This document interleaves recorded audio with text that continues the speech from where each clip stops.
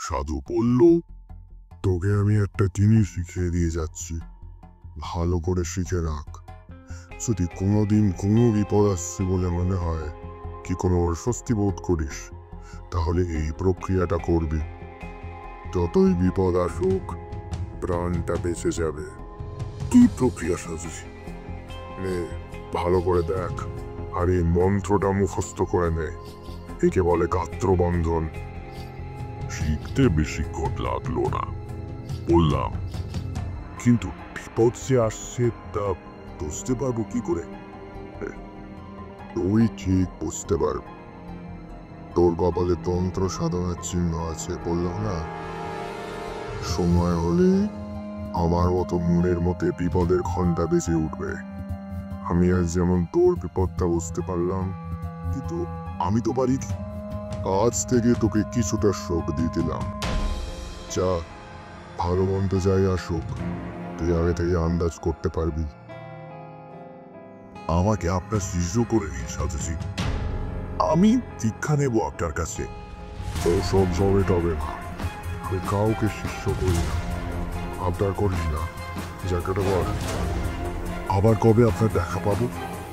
এমনিতে দেখা পাবি না, তবে যদি সত্যি কখনো তোর প্রাণ সংশয় ঘটে, তাহলে তোকে ঠিক সাবধান করে দেব। তারপরেই একটা আধ পোড়া কাঠ তুলে নিয়ে ধনী খুঁচিয়ে দিতে দিতে সাধুজি বলল, যা যা বাঘ, পালা পালা, যা। বাড়ি ফিরে এলাম। পরদিনই সেই সাধু আস্তানা ভেঙে কোথায় চলে গেল কে জানে।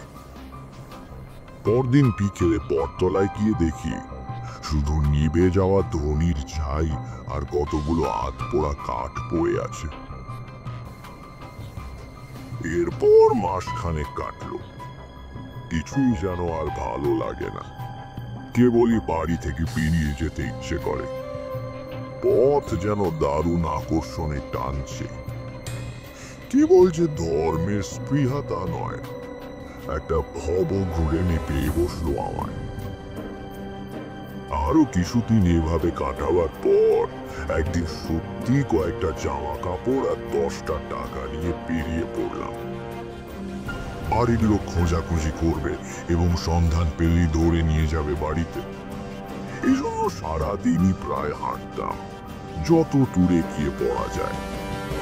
রাত্রিরে আশ্রয় নিতাম কোনো গৃহস্থের বাড়িতে। তখনকার লোকজন ছিল ভালো, অভাব ছিল না। গোলা ভর্তি ধান, পুকুর ভর্তি মাছ, নিজের বাড়ির গরুর দুধ। অতিথিকে যত্ন করতে সেই যুগের লোক কোনো ত্রুটি করত না। অব্রাহ্মণ গৃহস্বামী হলে গোয়াল ঘরের এক পাশ পরিষ্কার করে রান্নার আয়োজন পর্যন্ত করে দিত। সেখানে বসে রাখতাম, তারা আবার অপেক্ষা করত ব্রাহ্মণের প্রসাদ পাওয়ার জন্য। কিছুই প্রশ্ন করলো, জিনিসপত্রের দাম তখন কিরকম ছিল? গায়ের দিকে বেশিরভাগ জিনিসই কিনে খেতে হতো না, সবই তো গ্রামেই উৎপন্ন হতো। তবে মনে আছে একবার আমি আর আমার বন্ধু হরমোহন মাংস খাবার শখ হওয়ায় পাশের গ্রাম থেকে 10 আনা দিয়ে একটা পাঁঠা কিনে এনে দুজনে রান্না করে খেয়েছিলাম। তাও হরমোহন বারবার বলছিল আমরা ঠকেছি, একটু দরাদরি করলে 8 আনার ভেতরেই হয়ে যেত পাঁঠাটা। আমি অবাক হয়ে বললাম, হ্যাঁ, 10 আনায় একটা আস্ত পাঠা? কি বলছো কি? বটে, সেসব সস্তা গন্ডার বাজার তোমরা কল্পনাও করতে পারবে না। হে, দুজনে মিলে কোটা পাঠাটা খেয়ে ফেললে? তা পারবো না কেন? গায়ের জেলে আমাদের খিদেও ছিল, আর অম্বলের ব্যামতেও ভুগতাম না। আমার খাওয়ার কথা আর কি শুনছো? আমার বাবার খাইয়ে হিসেবে 10টা গায়ের মধ্যে নাম ডাক ছিল। সে গল্প বলবো পরে কোনো একদিন। তারানাথ আবার শুরু করলো, দরজা খুলে দিল তারানাথের মেয়ে চারি। আমাকে দেখেই বললে, কাকা বাবু, আজ আমার লেসের ডিজাইন ভুলেননি তো? রোজ রোজ আপনি ভুলে যান কিন্তু। আজ ভুলিনি, আগে থেকেই পকেটে রেখে দিয়েছিলাম। বের করে হাতে দিতে চারি হাসি মুখে বাড়ির ভেতরে যেতে যেতে বললে, বসুন, বাবাকে ডাকছি। খবর পেয়ে তারানাথ খুব খুশি হয়ে বেরিয়ে এলো। বহুদিন তারও এমন একনিষ্ঠ শ্রোতা ও ভক্ত জোটেনি। গুপ্তে লোক শ্রোতার মর্ম বোঝে। তক্ত বসে বসতে বসতে তারানাথ বলল, তারপর হঠাৎ যে ভালো লাগছিল না বাড়ি বসে, তাই আড্ডা দিতে চলে এলু। দু একখানা গল্প হবে নাকি তারানাথ? তারানাথ স্পষ্টতই খুশি হলো। বললে, বসো বসো, জমিয়ে বসো আগে। আর কি খাবে বলো? একটা চারি চারি, এইদিকে শোন দিকে একবার। চারি এসে দাঁড়াতে তারানাথ বলল, যাদিকে চট করে তেল, কাঁচা লঙ্কা, নুন দিয়ে মুড়ি মেখে নিয়ে আয়, তোরে চা দিবি। তারপর আমাদের থেকে ফিরে বলল, কি গল্প বলো, তোমরা তো এসব বিশ্বাসই করো না। কিশোরী বলল, অমনি বড় মুসলিম বিশ্বাস করি না। বিশ্বাস যদি নাই করবো তাহলে এই বাদলায় এতখানি পথ চিনিয়ে এলুম কি করতে? সেটা তো গল্প শোনার লোভে। নাস্তিক আর অবিশ্বাসীরাই অলৌকিক গল্পের ভালো শ্রোতা হয়। আপনার কাছে এতদিন আসছি, আপনি কিন্তু আমাদের অলৌকিক কিছু দেখালেন না। তারানাথ উজ্জ্বল চোখে আমার দিকে তাকিয়ে বলল, মানে শূন্যে হাত নেড়ে সন্দেশ রসগোল্লা আনা, জলকে মন্ত্র পড়ে শরবত করে দেওয়া। আর তোমাকে তো একদিন বলেছি, ওসব খুব নিম্ন শ্রেণীর শক্তি ভেলকি। ওসব করায় গুরুর বারণ ছিল, তবে করিনি কি? হ্যাঁ, করেছি। কম বয়সে ভক্তদের অবাক করার জন্য পয়সা রোজগারের ফিকিরে করেছি কিছু কিছু। বাকি শক্তিও তাতেই গেল। ওতে কিছু নেই বাবু, আসল তান্ত্রিক কখনো ভেলকি দেখায় না। আচ্ছা, সাধুরা যে চোখ বুঝে ত্রিভুবন থেকে সামনে দেখতে পান, এখানে বসে বিয়েতে কি হচ্ছে সব বলে দিতে পারে, এসব কি বিশ্বাস? নিশ্চয়ই। সৎগুরু পেলে আর প্রকৃত সাধনা করতে পারলে তুমিও পারবে। যেমন যেমন ধরো, সত্যমৃত কোনো চণ্ডালের সব থেকে মুন্ড কেটে এনে অমাবস্যা বা সংক্রান্তি তিথিতে শ্মশানে গর্ত করে তাতে সেই মুন্ড নিক্ষেপ করতে হবে। পরে গভীর রাতে সেই গর্তের উপর পদ্মাসনে বসে মাথার উপরে মরা দরগাকে বাঁদিকের টানা রেখে 1,00,000 বার বীজ মন্ত্র জপ করলে তুমিও সর্বজ্ঞ হতে পারো। বীজ মন্ত্রটি কি? সেটি বলা যাবে না। তন্ত্রে অদীক্ষিত লোকের কাছে সাধনার গুড় মন্ত্র বলা নিষেধ। বীজ মন্ত্রই আসল কিনা।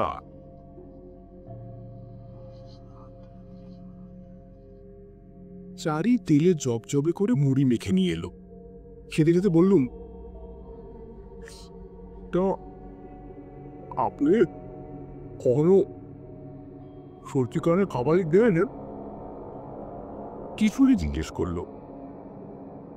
আচ্ছা, তান্ত্রিক আর কাপালিকা পার্থক্য আছে নাকি কিছু? হ্যাঁ, পার্থক্য আছে, তবে সেসব তোমাদের বোঝানো কঠিন, আর জেনেও তোমাদের কোনো কাজ নেই। হ্যাঁ, কাপালিক দেখেছি কিছু, কিন্তু একবারের স্মৃতি কখনো বলতে পারবো না। তারানাথ যেন একটু অন্যমনস্ক হয়ে চুপ করে গেল। বললুম, বলুন না তারানাথ, আরে বলুন না সে গল্প, বেশ লাগবে শুনতে। বলছি ক্ষণ, তোরা খেয়ে নাও আগে। সে এক ভয়াবহ কাহিনী হে, অনেকদিন বাদে মনে পড়ে গেল। এখনো মনে হলে গায়ে কাঁটা দেয়। আচ্ছা, এই ঘটনা কি মধু সুন্দরী দেবীর আবির্ভাবের আগে?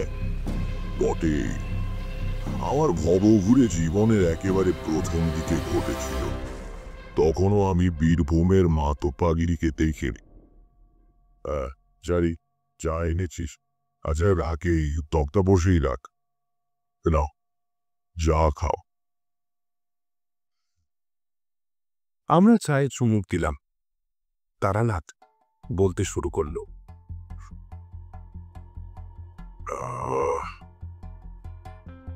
আমার বয়স তখন 22-23। বাড়িতে আর ভাল লাগে না। আমাদের গ্রামের ধারে বাঁধানো বটতলায় একবার এক বিচিত্র দর্শন সাধু এসে 7-8 দিন বাস করেছিল। সামনে ধুনি জ্বালিয়ে চুপ করে বসে থাকে, মাথায় চূড়ার মতো উঁচু জটার ভার, চোখ দুটো বেশ শান্ত। গ্রামের অনেকেই তার কাছে গিয়ে দুধ ফলমূল এসব দিয়ে আসত। বউয়েরা জিয়েরা বায়না করত মাদুলি তাবিজের জন্য। সাধু কিন্তু কখনো বরং দেখায়, অলৌকিক শক্তি দেখিয়ে ভক্ত জোগাড়ের চেষ্টা করে।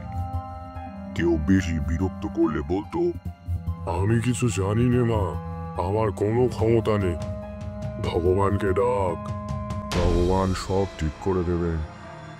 বেশি ধরাধরি করলে বলতো, আচ্ছা যা, আমি তোর ভগবানের কাছে প্রার্থনা করবো, যা যা। এই সততার জন্য এবং কারো কাছ থেকে পয়সা না নেওয়ায় সাধুর ওপর আমার কেমন একটা আকর্ষণ জন্মালো। গেলাম একদিন সাধুর বটতলায়। একদিকে বসে আছি, নানা রকম লোক এসে নানান বায়না করছে সাধুর কাছে। সাধু সবাইকে এসে বিদায় করছেন। এসব মিটতে মিটতে বিকেল হরি অন্ধকার নেমে এলো। এবার আমি আর সাধুই কেবল রয়েছি ওই বটতলায়। পাশ থেকে একখানা জেলা কাঠ তুলে ধনিতে গুঁজে দিয়ে আমার দিকে তাকিয়ে সাধু বলল, আয় এগিয়ে এসে বল। আমি সাধুর সামনে ধনির এক পাশে গিয়ে বসলাম। ধনির আলোয় সাধু কিছুক্ষণ আমার মুখের দিকে তাকিয়ে থাকলো। তারপর একটা নিঃশ্বাস ফেলে বলল, সন্ন্যাসী হওয়ার ইচ্ছে আছে। আমি কিছু না বলে চুপ করে রইলাম। তোর সেসব হবে না, তবে তোর কপালে অনেকই সাধু সঙ্গ আছে দেখছি। কিছু শক্তিও পাবি, কিন্তু সংসারে তোকে থাকতেই হবে। আমি বললাম, আপনি তো কাউকে কিছু বলেন না, আমাকে এত কথা বলছেন কেন? সাধু একটু চুপ করে বসে থেকে বলল, তোর কপালে তন্ত্র সাধনার চিহ্ন আছে, কিন্তু অস্পষ্ট। তার অর্থ কিছু দূরে গিয়ে তারপর ফিরে আসতে হবে। এই চিহ্ন না দেখতে পেলে তোকে এসব কথা বলতাম না। তোর অধিকার আছে জানা। আমি ঝুঁক হয়ে উঠলাম, বললাম, আর কি কি দেখতে পাচ্ছেন সাধুজি? আর যা দেখতে পাচ্ছি তা খুব ভালো নয়। কিরকম? বছর খানিকের ভেতর তোর খুব বড় বিপদ আসছে। ভালোই হয়েছে আমার সঙ্গে দেখা হয়েছে তোর, নইলে প্রাণ সংশয় হতে পারত। কিরকম বিপদ কিছু বলবেন না? তাহলে তা থেকে বাঁচব কি করে? তা আমিও ঠিক বলতে পারছি না, জানলে নিশ্চয়ই বলতাম।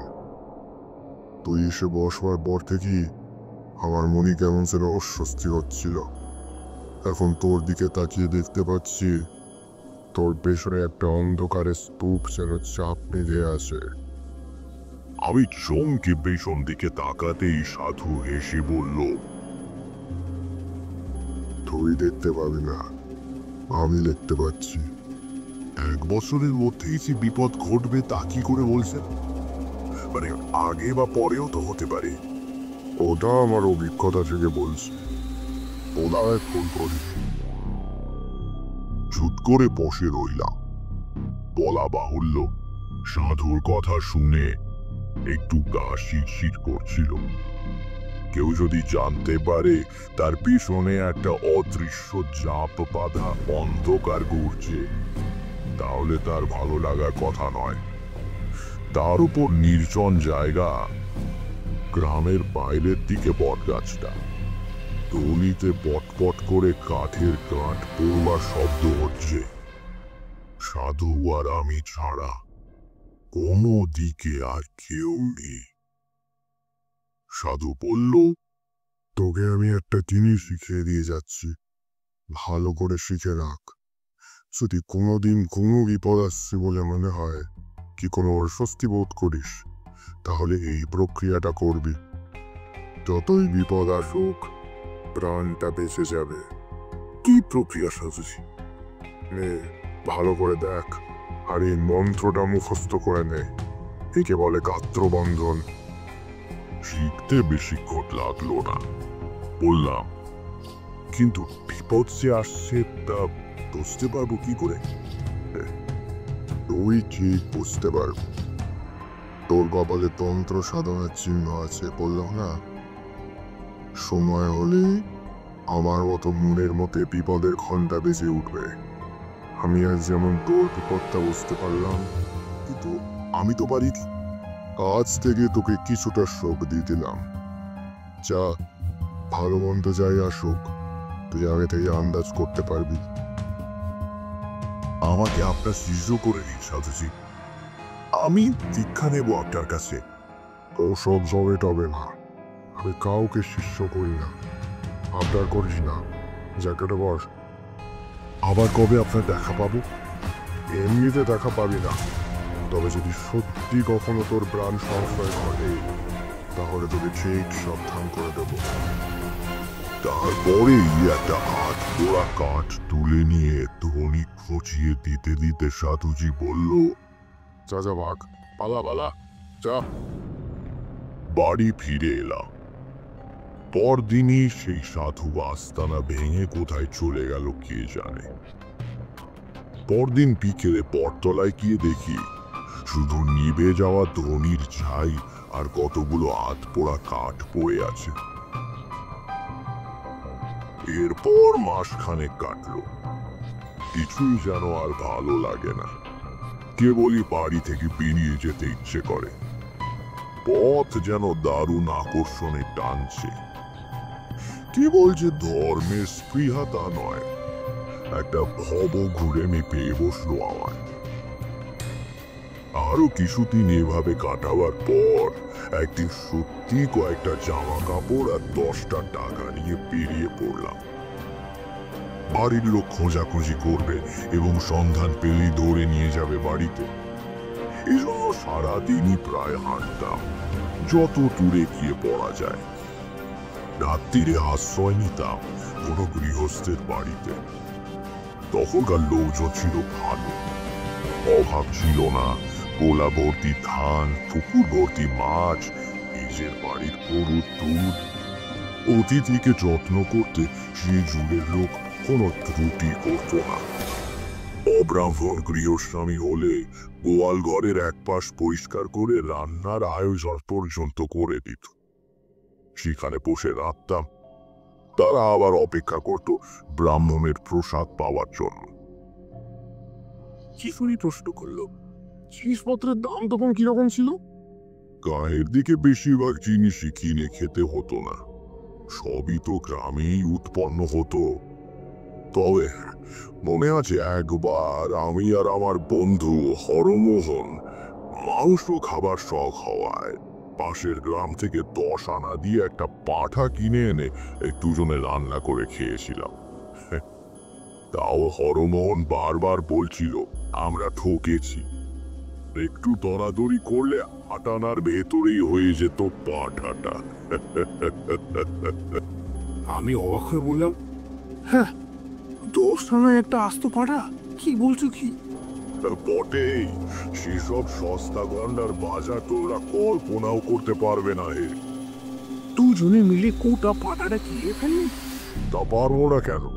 গায়ের জেলে আমাদের খিদেও ছিল, আর অম্বলের ব্যামতেও ভুমুকতাম না।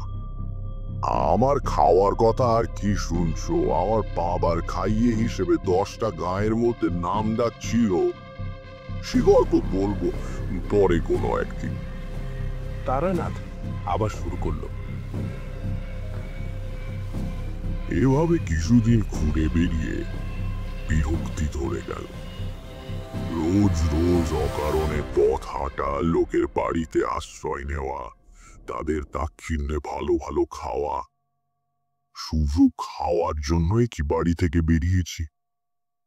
বাড়িতে কি আমার ভাতের অভাব ছিল? কিন্তু যা চাই তা পাই কই। যাই হোক, পথ হেঁটে ক্লান্ত অবস্থায় একদিন সন্ধেবেলা এক গ্রামে এসে পৌঁছলাম। গ্রামটায় ঘনবসতি নেই, একটু ছাড়া ছাড়া বাড়ি ঘর, আম জাম বাঁশ বাগানে ভরা। একটা বড় আম বাগানের পাশে কাদের বেশ সুন্দর বাড়ি দেখে সেখানেই আশ্রয় নেব ভাবলাম। সুন্দর বলতে ওই পাকা বাড়ি নয়, পুরো চালের বড় বড় ৮-১০খানা ঘর, মাঝখানে উঠোনকে ঘিরে। বিরাট উঠোনে ধানের গোলা, একপাশে গোয়ালে কখানা গোল বসে বসে জাবর কাটছে। আমি উঠোনে পা দেবার সঙ্গে সঙ্গে বাড়ির মধ্যে শাঁখে ফোঁ পড়ল। সব মিলিয়ে সম্পন্ন গৃহস্থের লক্ষণ ফুটে ফুটে বেরোচ্ছে। উঠোনে দাঁড়িয়ে এদিক ওদিক তাকাচ্ছি, একজন কালো মতো মধ্যবয়স্ক লোক এগিয়ে এসে বলল, আরে কি চাই? আমি বিদেশি লোক, রাত্রিটা একটু থাকবার সুবিধে হবে কি? আপনি ব্রাহ্মণ? লোকটা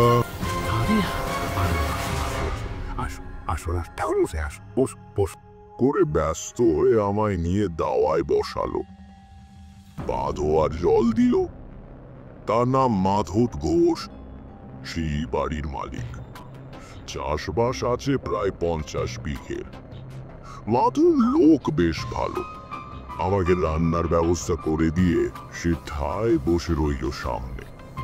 বসে গল্প করে আর একটু বাদে বাদে হুগোটিকে এগিয়ে দিয়ে বলে, ঠাকুরমশাই, আপনি সাজুন, ব্রাহ্মণের প্রসাদ পাবো।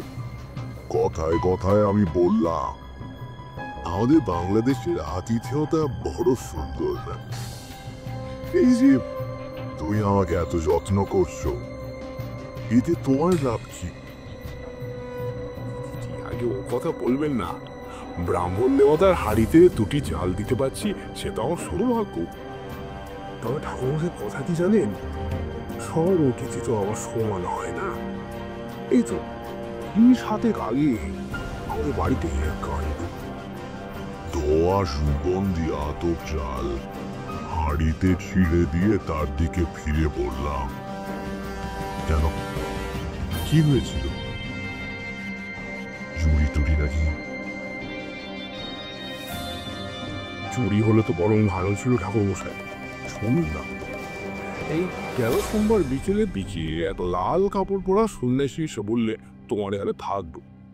আমার সাদা মনে কাদা নেই, বলুন আহ, গোয়াল ঘরে রান্নার ব্যবস্থা করেছিল। টিপতে চেহারা, তার ফর্সা রং, এই মোটা পৈতের ওঝা, দেখে কিছু বোঝবার উপায় নেই। নিঃশেষিত কলকেটি উপুর করে তামাকের গুল ছেড়ে কলকেটি একপাশে রেখে মাধব বলল, সে রাত্রিরে কিছু হলো না, বুঝছেন। পরের দিন সকালে সন্ন্যাসী যাওয়ার সময় আমাকে বললে, কাল যে মেয়েটি রান্নার জিনিসপত্র এগিয়ে দিচ্ছিল সে তোমার কে হয়? আমি বললাম, আমার মেয়ে। কেন বলুন তো? তারপর কি আর বলবো আপনাকে, সন্ন্যাসীরা বললো, তার শুনে তো নিমেষে আমার মাথায় রক্ত উঠে গিয়েছে।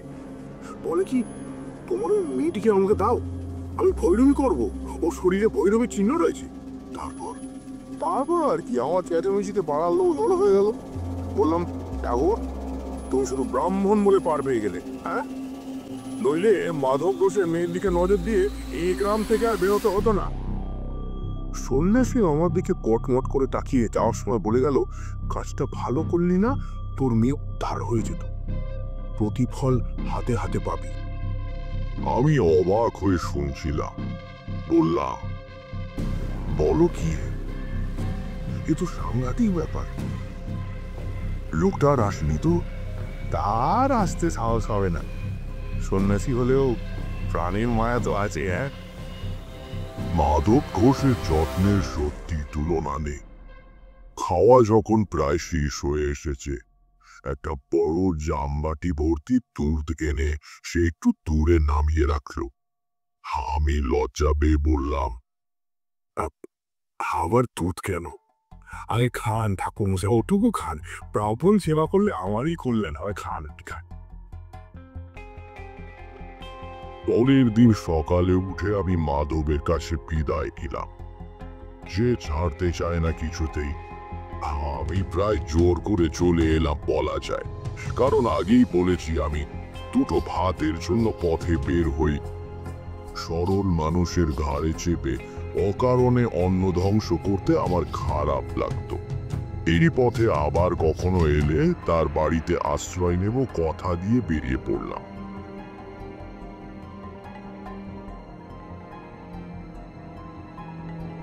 দুপুরে একটা গঞ্চ মতো জায়গায় চিড়ে দই কিনে খাই, তারপর আবার হাঁটে। সারাদিনে প্রায় মাইল 15-16 হেঁটে সন্ধে নাগাদ একটা এমন জায়গায় এসে পৌঁছলাম যা ত্রিসীমানায় কোনো গ্রাম বা জনবসতি নেই। রুক্ষ প্রান্তরের মধ্যে দিয়ে একটা ছোট্ট নদী তীর তীর করে বয়ে চলেছে। কি করবো ঠিক করতে না পেরে নদীর ধার ধরে হেঁটে এগোতে লাগলাম। মিনিট 15 হেঁটে দেখি সামনে একটা শ্মশান, বেশ বড় শ্মশান। অন্তত যতদূর চোখ যায় তাকিয়ে দেখলাম কেবল পোড়া পোড়া কাঠের গুঁড়ি, ছেঁড়া মাদুর কাঁথা, ভাঙা কলসি সব পড়ে আছে। কিশোরী বলল, ওই নির্জন শ্মশানে সন্ধ্যেবেলা আপনার ভয় করলো না? না, ভয় করবে কেন? শ্মশান অতি পবিত্র একটি স্থান। সেখানে মানুষের সমস্ত পাপ শেষবারের মতো মুছে যায়। তার ঊর্ধ্বলোকে প্রস্থানের পথ সুগম হয়। শ্মশানে ভয় কিসের? যাই হোক, দাঁড়িয়ে চারদিক ভালো করে তাকিয়ে দেখছি, হঠাৎ গম্ভীর ভারী গলায় পেছন থেকে কে যেন বলে উঠল, এখানে কি যায়? কি ভয়ানক গলার স্বর! লোহার ড্রামে পাথর কুচি ঢাললে এমন শব্দ হতে পারে। চমকে পেছনে তাকিয়ে দেখি একজন সাধু দাঁড়িয়ে, মাথায় পাকা তেঁতুলের মতো অজস্র জটা, মুখময় অযত্ন বর্ধিত দাড়ি গোফের জঙ্গল, লম্বায় আমার মাথা ছাড়িয়ে আর এক হাত, পরনে রক্তাম্বর, পায়ে দৌড় দেওয়া কাঠের খড়গ। কি দরকার এখানে? সাধুকে প্রণাম করে বিনীতভাবে জানালাম আমার বিশেষ কোনো দরকার নেই। পথ হাঁটতে হাঁটতে এসে পৌঁছেছি এই পাত্র। কোথায় যাওয়া হবে? কোথাও না। মানে মানে কোনো ঠিক নেই। সাধু কি বুঝলে জানি না, কিছুক্ষণ আমার মুখের দিকে স্থির হয়ে তাকিয়ে থাকলো। তারপর তার দাড়ির জঙ্গলে খুব সূক্ষ্ম একটা হাসির রেখা ফুটে উঠল। সে বলল,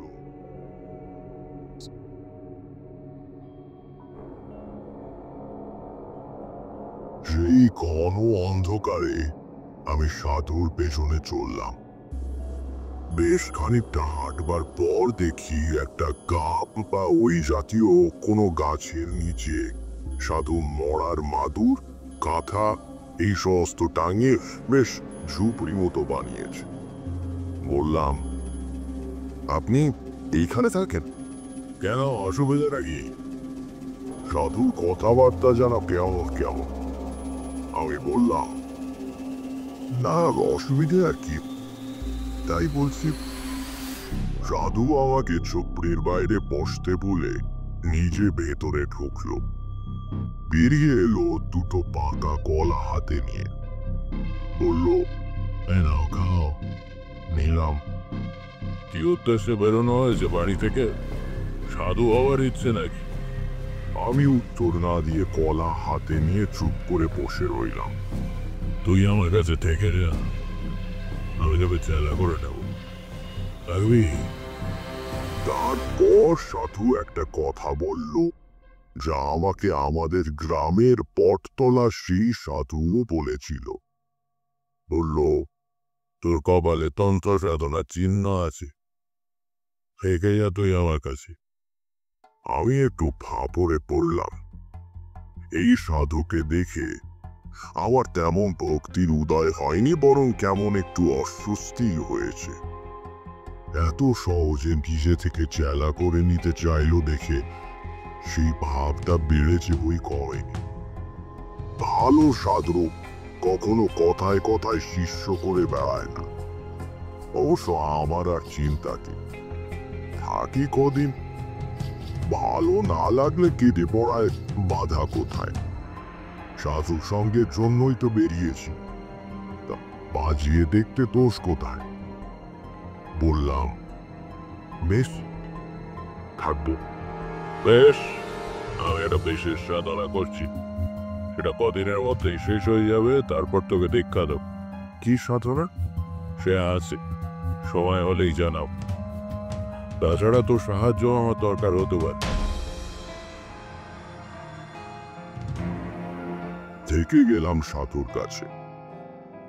এইভাবে 2-4 দিন কেটে গেল।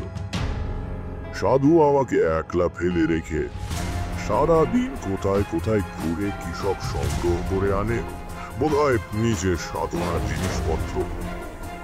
রাত্রিরে বসে অনেকক্ষণ ধরে এসে পুজো আচ্ছা আর চপ চপ করে। আমি একটু দূরে কাঠকুটো দিয়ে আগুন জেলে মাটির হাঁড়িতে ভাতে ভাত রান্না করি। সে অনেক রাত্রিরে খাওয়া হয়।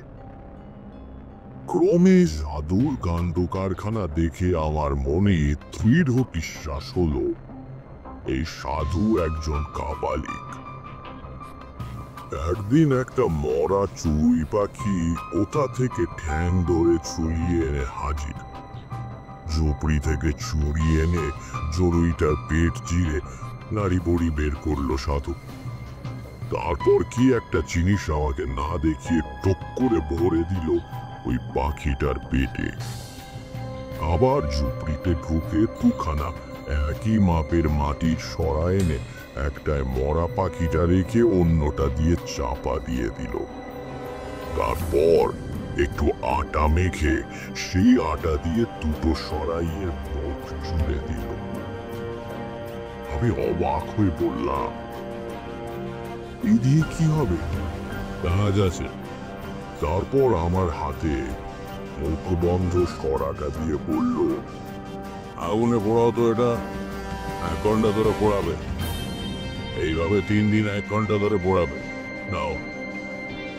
রান্না হয়ে গিয়েছিল, কিন্তু আগুন তখনও চলছে। আমি কোনো কথা না বলে সরাটা সাধুর কাছ থেকে নিয়ে আগুনের ওপর রেখে দিলাম। সাধু বললে, লোপগুণ বুঝলে? লোপগুণ এক বিরাট জিনিস, তুমি মানো? নিজে প্রত্যক্ষ দেখিনি কখনো। গাছপালা থেকে ওষুধ তৈরি হয় দেখেছি, খেলে অসুখ সেরে যায় সেটাও দেখেছি, কিন্তু সব কথা শুনতে পাওয়া যায়, যেমন বশীকরণ, স্তম্ভন, সব দেখি। বশীকরণ আবার কঠিন কিছু নেই, অনেক রকম উপায় আছে। বেশি জটিল প্রক্রিয়ায় যাওয়ার দরকার কি? একটা সোজা উপায় শিখিয়ে দিই, শোনো। চেষ্টা করলে তুমিও পারবে। আগে কি?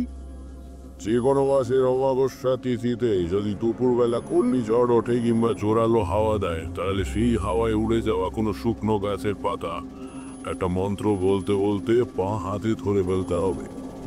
সেই পাতা গুঁড়ো করে পান বা দুধ বা যাও কিছুর সঙ্গে খাইয়ে দিতে পারলে সে লোক কুকুরের মতো তোমার পায়ে পায়ে পড়বে। আছে আমার কাছে, দেখবে? সাধু ঝুপড়ি থেকে একটা কোনো অদ্ভুত পাত হাতে করে বেরিয়ে এলো। বলল, ভাদ্র মাসের অমাবস্যায় ধরেছিলাম, থাকো আমার কাছে, বোন দেখে দেবো। 3 দুয়েক আগে সাধু একটা বেশ মোটা নিমের ডাল নিয়ে এসেছিল। একদিন সকালে দেখি বসে বসে ছুরি আর দা দিয়ে কেটে তার থেকে একটা পুতুল বানাচ্ছে। নাক, মুখ, চোখ সব সুতো, একটা মানুষের মূর্তি।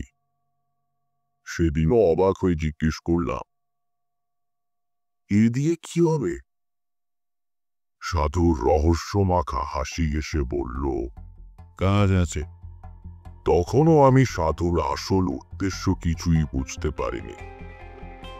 বুঝতে পারলে আর এক মুহূর্ত সেখানে থাকতাম না। এভাবে আরো 3-4 দিন কাটলো। একদিন বিকেলে আমি রান্নার জন্য কাঠকুটো এক জায়গায় জড়ো করছি। সাধু এসে কাছে বসলো, তারপর বলল, তুমি প্রকৃতির সংজ্ঞান শক্তিতে বিশ্বাস করো? আগে ঠিক বুঝতে পারলাম না। প্রকৃতির অনেক রকম শক্তি আছে। যেমন প্রকৃতি আমাদের শস্য দান করে, বাতাস দান করে, বৃষ্টি দান করে, এগুলোতে আমাদের প্রাণ বাঁচে, এগুলো শুভ শক্তি। আবার মহামারী, দুর্ভিক্ষ, বন্যা, যুদ্ধ, এগুলো হলো সংহারক শক্তি। এছাড়াও নানা ধরনের অদৃশ্য অদ্ভুত মারক শক্তি আছে, সাধনার দ্বারা তাদের জাগ্রত করা যায়। যেমন বেতাল জাগানো। বেতাল হচ্ছে এক ধরনের ক্রূর নিষ্ঠুর অপশক্তি। তার মারক ক্ষমতাও অমোঘ। একবার জাগ্রত হলে কাজ শেষ না করা অবধি তার নিদ্রা নেই। আমার গা শিরশির করছিল। বললাম, আর যদি কাজ শেষ না করতে পারি, যদি বাধা পায়? বেতালকে বাধা দেওয়া খুব কঠিন, প্রায় অসম্ভব। কিন্তু বাধা পেলে সে ফিরে এসে যে তাকে জাগিয়েছে তাকেই হত্যা করে। এসব আগুন নিয়ে খেলা। সাধু একটু চুপ করে থেকে বলল, আজ রাত্রিরে তোমাকে বেতাল জাগানোর পদ্ধতি দেখাব। তুমি ভয় পাবে না তো? প্রথমে ভাবলাম বই, হ্যাঁ, তারপর জিনিসপত্র পোটলা করে পালাই। কিন্তু কেমন একটা আকর্ষণ হলো। বললাম, না, আপনি কি এই সাধনা কষিয়ে? তাই সেদিন রাত্রির যখন গভীর, সাধু তার ক্রিয়াকর্ম শুরু করল। জবা ফুলের মালা, রক্ত, চন্দন এসব আগে থেকে জোগাড় করা ছিল। সাধু সে নিম কাঠের পুতুলটা এনে তাতে বেশ করে তেল সিঁদুর মাখালো, তারপর সেটাকে কোমর অবধি পুঁতল মাটিতে। তার চারদিকে প্যাড়ার মতো করে মাটিতে রেখে দিল একটা জবা ফুলের মালা। পদ্মাসনে বসে বিড়বিড় করে কি মন্ত্র পড়তে পড়তে পুতুলটায় চন্দনের ছিটে দিতে লাগলো। এসব বলে চোলা থেকে বের করলো একটা মদের বোতল। সাধুর ঝুপড়িতে একটা মরার খনিজির আগেই দেখেছে। সেটাতে খানিকটা মদ ঢেলে সাধু আমার দিকে তাকিয়ে বলল, সে বন্ধ সরাটা কই? আমি সরা এনে দিলাম। সাধু আটাগুলো নখ দিয়ে খুঁটে খুঁটে তুলে সরাটা খুলল। দেখলাম 3 দিন পোড়ানোতে ভেতরের পাখিটা একদম ছাই হয়ে গিয়েছে। সেই ছাই এক চিমটি নিয়ে মদে মেশালো সাধু, তারপর ঢক ঢক করে মদটা গলায় ঢেলে নিল।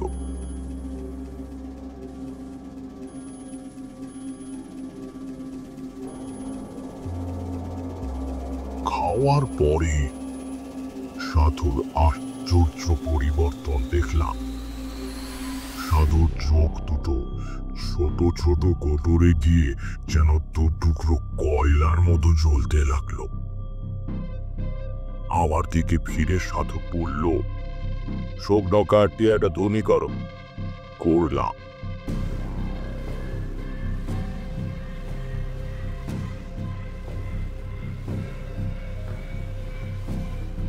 তুমি বেশ জ্বলে উঠতে সাধু রক্ত চন্দন দিয়ে ধুনি পুজো করল।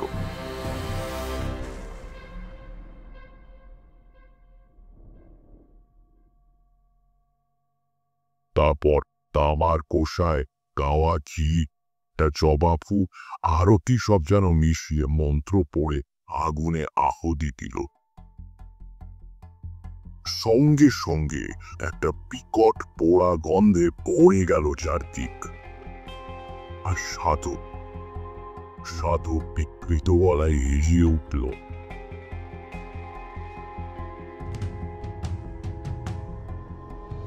আর আমার মনে হলো সেই ধোঁয়া আর অন্ধকারের ভেতরে জমির মধ্যে থেকে একটা যেন জমাট অন্ধকার দিয়ে তৈরি মূর্তি উঠে বাতাসে ভর করে বেশি কোথায় যেন বেরিয়ে গেল। আমি অবাক হয়ে সেদিকে তাকিয়ে রইলাম। মূর্তিটাকে খুব পরিষ্কারভাবে যে দেখেছিলাম তা বলতে পারি না, তবে যেটুকু দেখতে পেয়েছিলাম তাতেই বুক ঠান্ডা হয়ে আসে। বিশাল স্থূল ও রাত্রির অন্ধকার দিয়ে তৈরি যেন একটা অপছায়া। সাধু বলল, দেখলে ওই বেতা কোথায় গেল? এই সরে এসো। আমি আসল কথাটা এতদিন তোমাকে বলি, আজ বলি। আজ থেকে 15-20 দিন আগে এখান থেকে মাইল 20 দূরে একটা গ্রামে আমি মাধব ঘোষ বলে একজন লোকের বাড়ি রাত্রিরে আতিথ্য গ্রহণ করি। আবার মাথায় পিত্ত কেলে গেল। মাধব ঘোষ? তাহলে এই কাপালি কি সেদিন মাধব ঘোষের বাড়িতে হাঙ্গামা করেছিল? বটে। সাধু এদিকে বলে চলেছে, সেই মাধব ঘোষের বড় মেয়েটিতে প্রকৃত সাধন সঙ্গিনী হওয়ার উপযুক্ত সমস্ত লক্ষণ বর্তমান ছিল। আমার বর্তমানে কোনো বৈরবী নেই। আমি পরদিন সকালে মাধব ঘোষের কাছে সাধনার জন্য মেয়েটিকে চাই। মাধব দিল তো নাই, উপরন্তু আমাকে অকথ্য অপমান করে বাড়ি থেকে তাড়িয়ে। সে অপমান আমার বুকে কাটার মতো বিঁধে আসে। বেরিয়ে আসবার সময় মাধব আমার ঘাড়ে হাত দিয়ে একটা ধাক্কাও দিয়েছে। আমার গায়ে হাত? আচ্ছা, মাধব ঘোষ, এইবার তোমাকে। আমি ভয় পেয়ে বললাম, কি করবেন আপনি? করবো কি, করেছি। এই যে বেতাল জাগিয়ে পাঠালাম, কোথায় গেল সে? পাঠালাম ওই মাধব ঘোষের বাড়িতে। এইবার সে বুঝবে কাকে সে অপমান করেছিল। কি হবে মাধব ঘোষের? আজ তার নিজের কিছু ক্ষতি হবে। আজ তার বাড়িতে একটা কিছু করে আসবো বেতাল। এক পক্ষ ধরে আমি বেতাল মন্ত্র জপ করে আজ আহুতি দিয়েছি। কাল অমাবস্যা, কাল পূর্ণাহুতি দেব অন্ধরে। ওই যে নিম কাঠের পুতুল দেখছ, ওরা হচ্ছে মাধব ঘোষের প্রতিমূর্তি। ওই পুতুলে কাল প্রাণ প্রতিষ্ঠা করে বেতালকে চিনিয়ে দেব। তারপর বেতাল আবার কাল যাবে মাধবের বাড়ি। তারপর পরশু মাধব ঘোষের মৃতদেহ পড়ে থাকবে উঠোনে ইয়াপানের মধ্যে।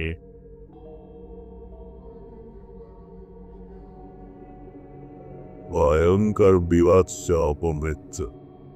কেউ কিছুটা টের পাবে না যে কোথা দিয়ে কি হলো। সাধুর মুখখানা এখন আমার কাছে নেকড়ে বাঘের মতো লাগছিল। আমি আর সহ্য না করতে পেরে পড়লাম, কিন্তু আপনি অন্যায় করছেন, এটা ঠিক নয়। সাধুর চোখ আবার ধক করে জ্বলে উঠল। ওই জাতি ক্রোধে মুখ বিকৃত করে সে আমার দিকে তাকিয়ে বলল, কি বলতে চাস তুই? আমি অন্যায় করছি? আমার যেন কেমন সাহস এসে গেল। বললাম, নিশ্চয়ই অন্যায়। আপনি এই কুকর্মে লিপ্ত আছেন জানলে আমি একদিনও থাকতাম না এখানে। প্রতিহিংসা সাধনের জন্য নরহত্যা মহা অধর্ম। মূর্খ! কাবালিকের পক্ষে প্রতিহিংসা সাধন অধর্ম নয়। তুই তার কি বুঝবি? খাউন, আপনার মতো নরকের কৃমি কীটের কাছে আর নয়। আমি চললাম, আপনি থাকুন আপনার কুচিত সাধনা নিয়ে। অনহন করে হেঁটে রাত্রিরেই রওনা দিলাম শ্মশান থেকে। পেছনে সাধু ডেকে পড়ল, যাচ্ছিস যা, কিন্তু শুনে যা। আজ পর্যন্ত কেউ আমাকে অপমান করে বেশি দিন পৃথিবীর আলো দেখেনি, মনে রাখিস। অনেক দূর চলে এসেছি। তখনও পেছন থেকে রাত্রিরের নির্জনতা ভেদ করে মাদের মতো হাসি শুনতে পাচ্ছিলাম।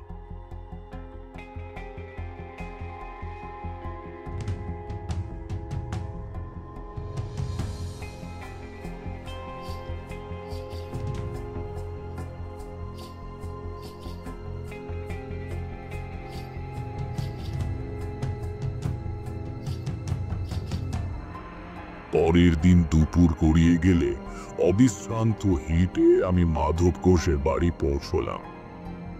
দেখি সমস্ত বাড়িটা যেন কেমন ঝিমিয়ে আছে, ভেতরে কেউ যেন আর জেগে নেই। আমার বুকটা ঠেরাত করে উঠল। না জানি বেতাল কাল রাত্রিরে কি করে গিয়েছে। উঠোনে দাঁড়িয়ে ডাক দিলাম, মাধব, মাধব। ডাক শুনে ভেতর থেকে মাধব বেরিয়ে এলো। আমাকে দেখে সে যেন হাতে চাঁদ পেল। এগিয়ে এসে পায়ের ধুলো নিয়ে বলল, ঠাকুর মশাই, ঠাকুর মশাই, আপনি এসেছেন। আমি যেন মনে একটু বল পেলাম। ঈশ্বর পাঠিয়েছেন আপনাকে। দেখলাম মাধবের চোখ বসে গিয়েছে, মুখখানা শুকনো।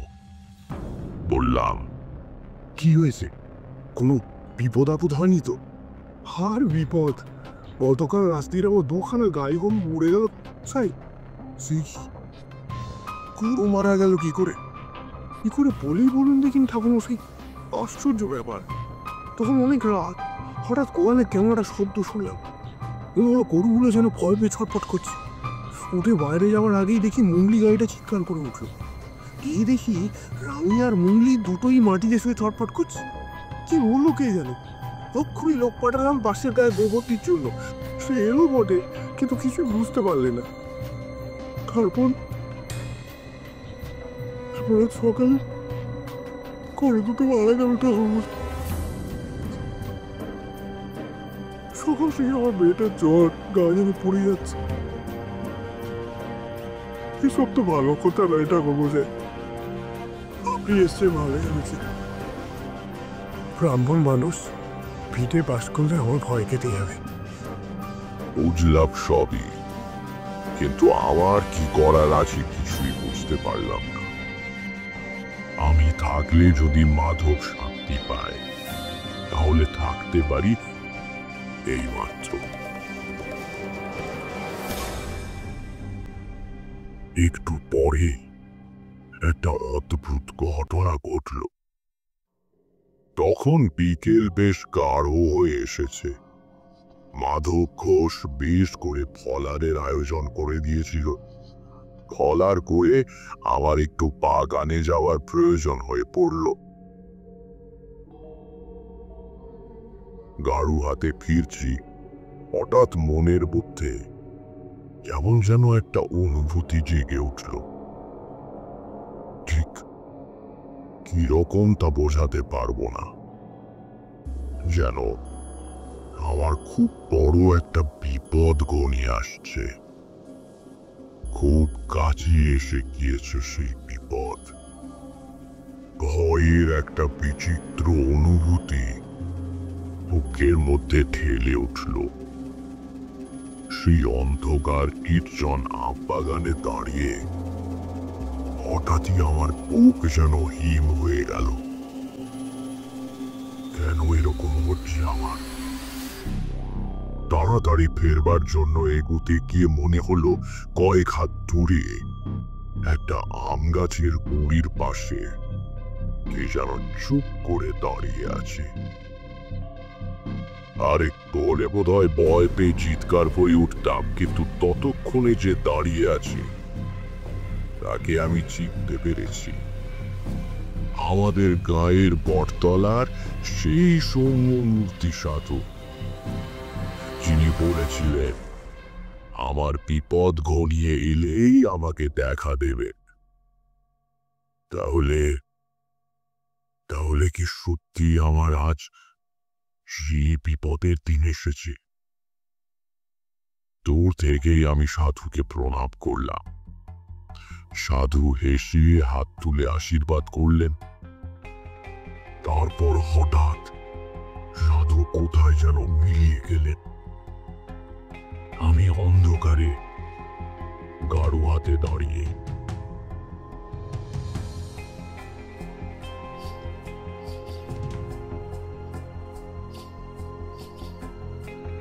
ফিরে এসে মাধব ঘোষকে ডাকলাম, বললাম, দেখো, আজ তোমার আমার দুজনেরই খুব বিপদ। এই বিপদ আমি সেটা তোমাকে বলবো না, তোমার জেনেও কাজ নেই। ওর কথা, আজ তুমি বা তোমার বাড়ির কেউ বাড়ির চৌহদ্দির বাইরে পা দেবে না। চুপ করে বাড়িতে বসে ভগবানের নাম করবে। শোনো মাধব, আমাকে এক ঘটি জল এনে দাও তো। মাধবের মুখ শুকিয়ে আরো ছোট হয়ে গেল। দৌড়ে এক ঘটি জল নিয়ে এলো সে। আমি সাধুর দেওয়া গাত্রবন্ধনের মন্ত্র দিয়ে জলটা শোধন করে বাড়ির চারদিকে ঘুরে ছিটিয়ে কেটে দিলাম।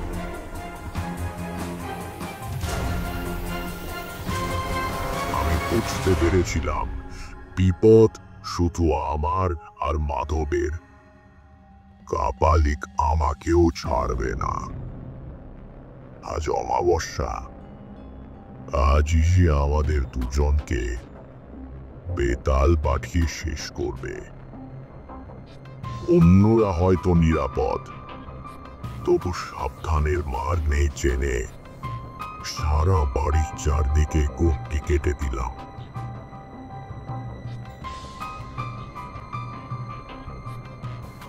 রাত্রিরে খাওয়া হলে আমি মাধবকে ডেকে বললাম, তুমি আমি আজ এক ঘরে থাকবো মাধব। বাড়ির সবাই শুয়েছে। আগে বসে, বেশ, এসো আমার সঙ্গে। পরে গিয়ে আমি মাধবকে বললাম, ওই গদি থেকে খানিকটা জল ঢালো মাটিতে, এই যে খাটের পায়ের কাছে, এইখানটাই ঢালো। আচ্ছা, এবার ডান পায়ের বুড়ো আঙুল দিয়ে ওই জল থেকে রেখা টেনে খাটের চারদিকে একটা জলের কন্ডি কাটো তো মাত্র। নাও, শুরু করো। আমি তোমার সঙ্গে মন্ত্র পড়তে পড়তে ঘুরছি। তুমি গৃহস্বামী, তোমাকেই করতে হবে, নইলে আমি করে দিতাম।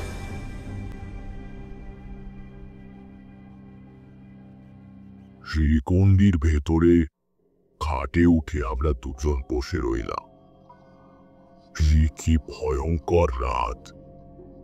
আমার বুকের ভেতরে এই বিচিত্র বিপদের ঘন্টা বেজেই চলেছে। কি যেন ঘটবে, কি যেন আসছে। আমার পাশে চুপ করে বসে মাধব। ঠিক মাঝরাত বেরিয়ে যাবার পর হঠাৎ যেন এক ঝলক হাওয়ায় বাইরের আম বাগান কেঁপে উঠল।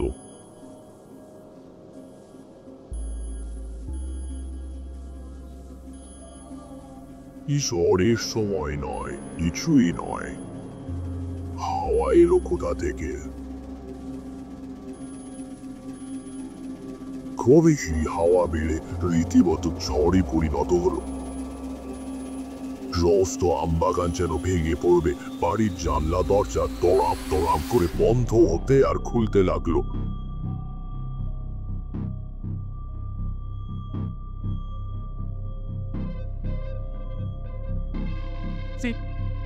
বাড়ির ভেতর মেয়েরা শব্দ করে কেঁদে উঠল। আমি চেঁচিয়ে বলতাম, কেউ বাইরে আসবেন না, সব ভেতরে বসে থাকুন, বাইরে আসবেন না।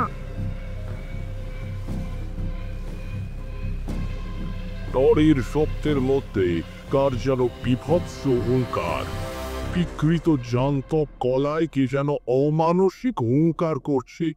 কে যেন ঝড়ের ছদ্মবেশে প্রাণপণ চেষ্টা করছে বাড়িতে ঢোকবার। বারবার অদৃশ্য কিসে বাধা পেয়ে ফিরে ফিরে যাচ্ছে। খানিকক্ষণ এরকম চলার পর হঠাৎ ঝড়টা যেন বিয়ে হয়ে গেল।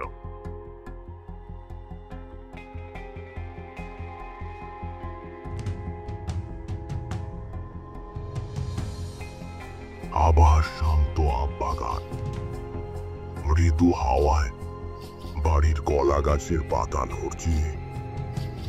যে বাড়িতে ঢোকবার চেষ্টা করছিল সে যেন উদ্দেশ্য সফল হবে না বুঝতে ফিরে গিয়েছে। আমার বুকের ভেতরে বিপদের ঘন্টাও হঠাৎ থেমে গেল।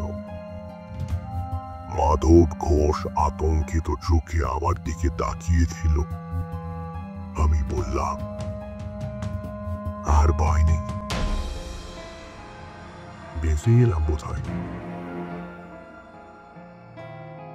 সেদিন রাত্রিটা আমরা খাটেই বসে রইলাম।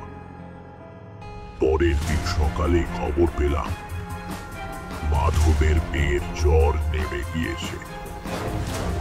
আমি সকালেই বিদায় চেয়েছিলাম, মাধব ঘোষ কিছুতেই ছাড়ল না। খালি বলে, ঠাকুর ঠাকুর, আপনার দয়াতে রক্ষা পেল। বিধি রাখতে পারবো না জানি, তবু এই বেলাটা থেকে যেতেই হবে ঠাকুর, আমি না শুনবো না। থেকে ভালোই করেছিলাম, নইলে ঘটনার শীষটুকু জানতে পারতাম না।